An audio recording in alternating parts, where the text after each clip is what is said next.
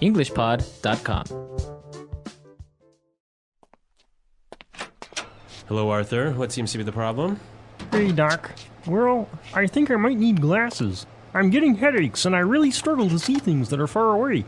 But I've always had 20/20 vision. Sounds like you might be farsighted.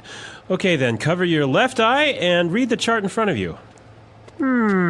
X, E, R, 3, question mark, and I can't quite make out the other symbol, but I think it's the peace sign. Wow, Arthur, you're as blind as a bat. Yeah, I know. My vision is really blurry at times. Okay, then.